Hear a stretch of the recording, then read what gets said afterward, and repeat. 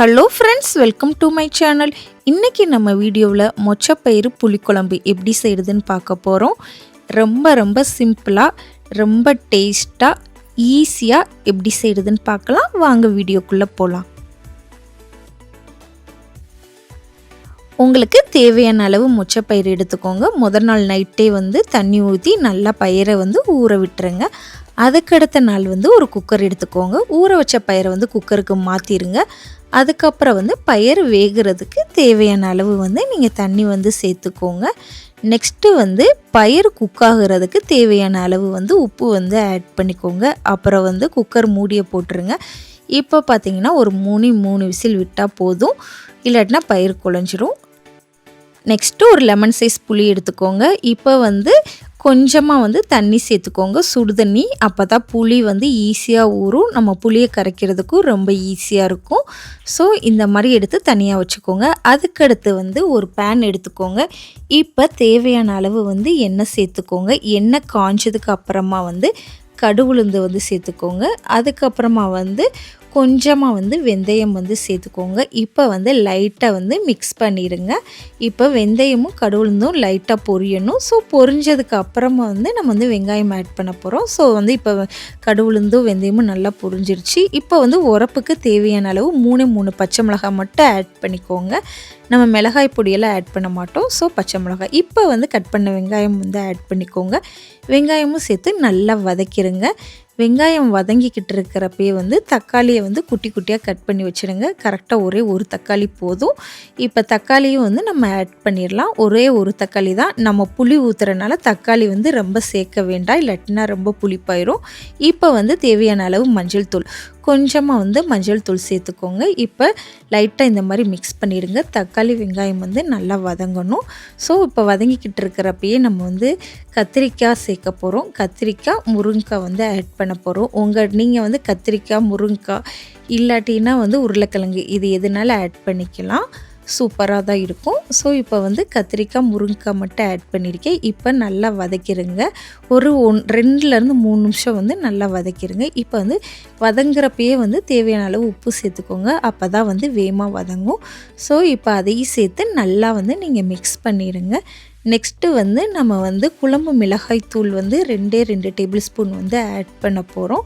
வீட்டிலே எல்லோரும் குழம்பு மிளகாய் பொடி வச்சுருப்போம், அந்த பவுடர் தான். இப்போ மல்லித்தூள் ஒரே 1 டேபிள் ஸ்பூன் ஆட் பண்ணியிருக்கோம். இப்போ அதையும் சேர்த்து நீங்கள் நல்லா மிக்ஸ் பண்ணிடுங்க. இப்போ கத்திரிக்காய், முருங்கைக்காய் நல்லா எண்ணெய் பிரிய வதங்கணும். ஸோ நல்லா எண்ணெய் பிரிகிற அளவுக்கு நல்லா வதக்கிடுங்க. இப்போ நம்ம ஏற்கனவே குக் பண்ணி வச்சுருக்கிற வெள்ளை மொச்சை பயிரை நம்ம ஆட் பண்ணிக்கோங்க. இப்போ அதையும் சேர்த்து நல்லா இந்த மசாலாவில் நல்லா பயிர் மிக்ஸ் ஆகிற மாதிரி நல்லா மிக்ஸ் பண்ணிக்கோங்க. அப்போ தான் பயிரில் நல்லா மசாலா பிடிக்கும். ஸோ ஒரு ஃபியூ மினிட்ஸ் நீங்கள் இந்த மாதிரி பயிரை நல்லா அந்த மசாலாவில் மிக்ஸ் பண்ணிடுங்க. நெக்ஸ்ட்டு நம்ம புளி ஏற்கனவே ஊற வச்சுருக்கிற புளியை கரைச்சி அந்த தண்ணியை மட்டும் இதில் ஊற்றிடுங்க. அதுக்கடுத்து லைட்டாக மிக்ஸ் பண்ணிவிட்டு தண்ணி பத்தாத மாதிரி இருந்துச்சுன்னா நல்லா ப்யூர் தண்ணி பழையபடிக்கு நீங்கள் ஆட் பண்ணிக்கலாம். இப்போ அதையும் சேர்த்து நீங்கள் லைட்டாக இந்த மாதிரி மிக்ஸ் பண்ணிட்டீங்கன்னா சூப்பரான புளிக்குழம்பு ரெடி ஆகிக்கிட்டே இருக்குது. ரொம்ப ரொம்ப டேஸ்ட்டாக இருக்கும். ரொம்ப ஈஸியாக, சிம்பிளாக, டக்குன்னு நம்ம செஞ்சிடலாம். அவ்வளோதான். இதை ஒரு மிக்ஸ் பண்ணிவிட்டு வேக விடுறதுக்காக கொஞ்ச நேரம் ஒரு 20 மினிட்ஸ் மூடி வச்சுருங்க. அதுக்கப்புறம் மூடியை எடுத்து பார்த்திங்கன்னா நல்லா கமன்னு புளிக்குழம்பு ரெடி ஆகிடுச்சு, பயிறு புளிக்குழம்பு. இப்போ நம்ம தேங்காய் பால் ஆட் பண்ணிக்கோங்க. தேங்காய் பால் ஆட் பண்ணிங்கன்னா கொஞ்சம் திக்காக இருக்கும். ஸோ டேஸ்ட்டாகவும் இருக்கும். அதனால் தேங்காய் பால் ஆட் பண்ணிக்கோங்க. இப்போ அதையும் லைட்டாக இந்த மாதிரி மிக்ஸ் பண்ணிடுங்க. புளிக்குழம்புக்கு நல்லெண்ணெய் இல்லாமல் இருந்தால் நல்லாவே இருக்காது. ஸோ நம்ம நல்லா குக் ஆகிக்கிட்டு இருக்கு. கொஞ்சம் சிம்மில் வச்சுருங்க. ஓரளவு லைட்டாக தேங்காய் பால் ஊற்றி ஒரு 10 நிமிஷத்துக்கு அப்புறம் நல்லெண்ணெய் ஊற்றிடுங்க.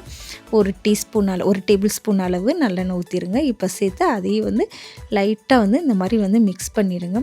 சூப்பரான புளிக்குழம்பு ரெடி ஆகிக்கிட்டே இருக்குது. அவ்வளோதான். ரொம்ப சிம்பிளாக, ஈஸியாக, அரை மணி நேரத்துலேயும் நம்ம அந்த குழம்பு ரெடி பண்ணிட்டோம்.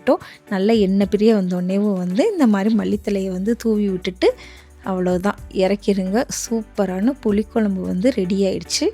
இதே இதில் கருப்பு மொச்சை அந்த மாதிரி இருக்குது, அதுலேயே வந்து இதே ஃபார்மெட்டில் நீங்கள் வந்து ஈஸியாக இந்த மாதிரி புளிக்குழம்பு வச்சிடலாம். ஒயிட் மொச்சப்பயிறு குழம்பு வந்து ரொம்பவே டேஸ்ட்டாக இருக்கும். ரொம்ப சிம்பிளாக ஈஸியாக நம்ம சாப்பாட்டுக்கு வந்து ஒரு புளிக்குழம்பு வந்து டக்குன்னு நம்ம ரெடி பண்ணிட்டோம். உங்களுக்கு என்னோடய வீடியோ பிடிச்சிருந்துச்சுன்னா மறக்காமல் நம்ம சேனலை வந்து சப்ஸ்கிரைப் பண்ணிடுங்க.